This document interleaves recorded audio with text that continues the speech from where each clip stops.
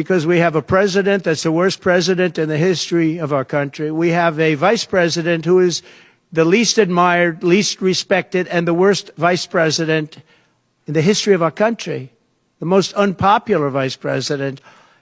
And because of political reasons or because of being politically correct, even though she never received a vote. Don't forget, she was the first one defeated, as I remember it, because I watched it very closely, but she was the first one. She never made it to Iowa, the first state. She never made it to Iowa.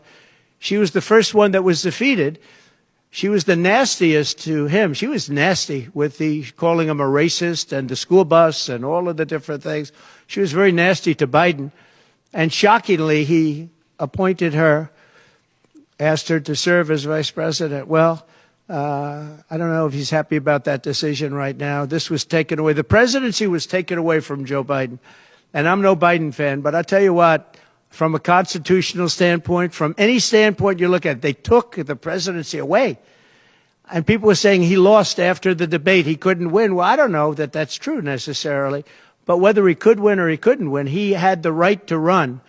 And they took it away. They said they're going to use the 25th Amendment. They're going to hit you hard. Either we can do it the nice. I know exactly, because I know a lot of people on the other side, believe it or not.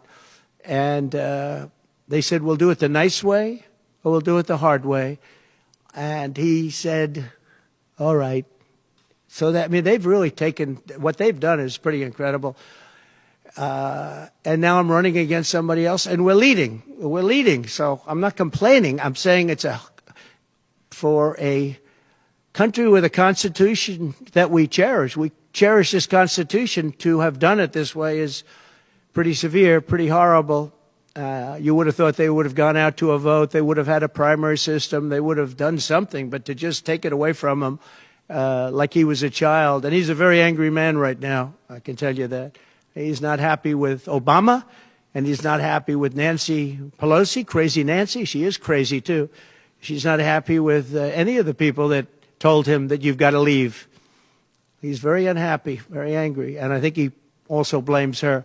He's trying to put up a good face, but it's a very bad thing in terms of a country when you do that. I'm not a fan of his, as you probably have noticed, and he had a rough debate, but that doesn't mean that you just take it away like that. Or you go out to a vote, you do something. He had 14 million votes. She had no votes. She got no votes. And I think she's crashing. I think when people find out, and I think people are starting to find out what a bad job she did, what a bad job she did on the border. She's trying to say she had nothing to do with the border. She had everything. She was appointed to head the border. And then they said, border czar, oh, she loved that name, she loved that name, but she never went there. She went to a location once along the border, but that was a location that you would love to go and have dinner with your husband or whoever. That was a location that was not part of the problem. That was not really going to the border. So essentially, she never went to the border. And if you listen to Tom Homan, if you listen to the great border people, Brandon Judd from Border Patrol, if you listen to Paul, I mean, so many different people. I speak to them all the time.